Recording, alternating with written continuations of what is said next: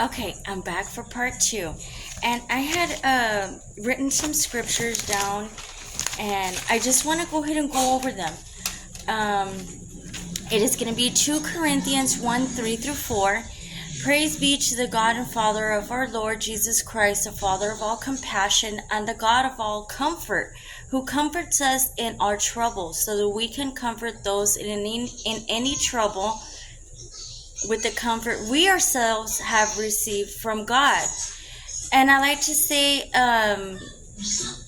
something that I've been saying a lot lately is one cannot give what one doesn't possess. So if we are, and I feel that's very important for people who are in the ministry as well, because if one is always anxious or not at peace or not calm or is easily to anger, or who doesn't hold the fruits of the Spirit, then whenever they're delivering messages, it's going to be a little bit difficult for their people to receive them, since they one cannot give what one doesn't possess. So also Romans 3:22-23, we are made right with God by placing our faith in Jesus Christ, and this is true for everyone who believes, no matter who we are. For everyone has sinned and we all fall short of God's glorious standard. I want to speak a little bit on that as reference to people who are coming to Christ, people who have already known Christ for a while, and maybe people who are rekindling their love, and people who are completely new to Christ.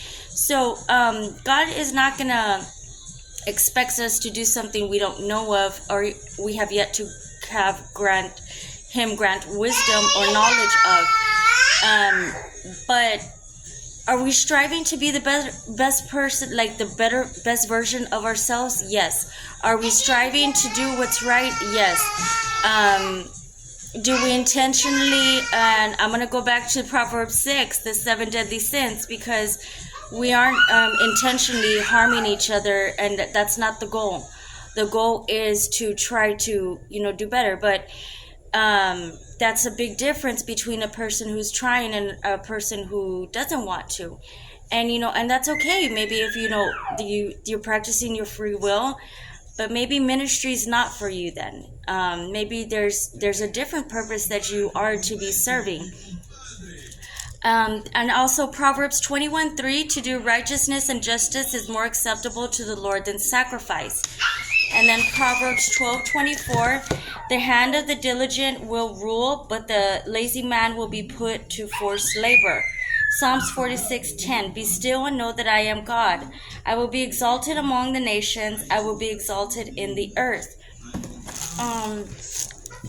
I have here on a note, you're not a victim until you decide to be one. It's not stating that, what you've gone through is not valid. If somebody is trying to do anything of that sort to you, remove yourself from that situation, those people, places, and things, and know that you do have victory with God.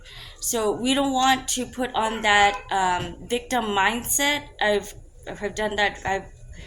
I've been a victim for too long, so now it's time for me to go with God and His glory work through me in my life. And Philippians 2:3-4, let nothing be done through selfish ambition or conceit, but in lowliness of mind let each esteem others better than himself. Let each of you look out not only for his interest, but also for the interest of others. 1 Corinthians 15:57, but thanks be to God who gives us the victory through our Lord Jesus Christ. Ephesians 4:25-27, and I have a note here that says, do not grieve the Spirit. Therefore, putting away lying, let each one of you speak truth with his neighbor. For we are all members of one another. Be angry and do not sin. Do not let the sun go down on your wrath, nor give place to the devil. And I like to take a moment and stop right there on that one. And it's not saying, because we do have emotions. There's a time for joy. There's a time for sadness. There's a time, if somebody is doing something to you, you do have an emotion that God created us to have emotions. You know, when we're loving on somebody, we give them a hug. When we're upset with somebody, you know, some people react to, you know, they want to be by themselves or however they react, right? But what this is saying, it's just don't harbor it, you know. I like to get with God quick whenever something displeasing is happening around me or that I see, so that he can go ahead and help me overcome that. As I throughout the year, as I've gotten with God more, those moments are less and less and less of as far as me, you know, getting I guess bothered, or what it may be, or it may be for a little bit more time than when it used to be longer. So just, you know, one step at a time, one day at a time. That's what I like to call a rehab with God, because everybody's pace is different. You know, it may take somebody 2 days to get something, and it may take me a week. You know, that's why I'm not going to force my walk with Jesus, nor Jesus down anybody's throat, because God's timing is perfect, and I'm not God, and I'm not going to step in between anybody's walk with God. You know, but I am going to make, you know, if something is not, if something, it's either hindering or it's a blessing. There's no in between. So if somebody or something is hindering you, then you need to reevaluate whether you still want to go around that or participate or whatever the case may be. You want to surround yourself with patience, I'm telling you. You want to surround yourself with some good folk, okay? And then, give me just one moment. Okay, and John 16:33, these things I have spoken to you, that in me you may have peace. In the world you will have tribulation. Be of good cheer. I have overcome the world. And then I wanted to read 2 more things, which is the distraction of contempt. Have mercy on us, O Lord, have mercy on us, for we are exceedingly filled with contempt. Psalm 123:3. Our state of mind is powerful in its effects. It can be the enemy that penetrates right into our soul or distracts our mind from God. There are certain attitudes we should never dare to indulge. If we do, we find they have distracted us from the faith in God. Until we get back into a quiet mood before Him, our faith is of no value, and our confidence in the flesh and the human ingenuity is what rules our lives.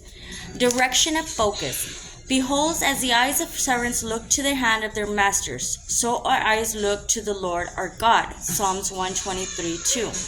Just as the eyes of a servant are riveted on his master, our eyes should be directed to and focused on God. This is how knowledge of His countenance is gained, and how God reveals Himself to us. Our spiritual strength begins to be drained when we stop lifting our eyes to Him. Our stamina is sapped, not so much through external troubles surrounding us, but through problems in our thinking.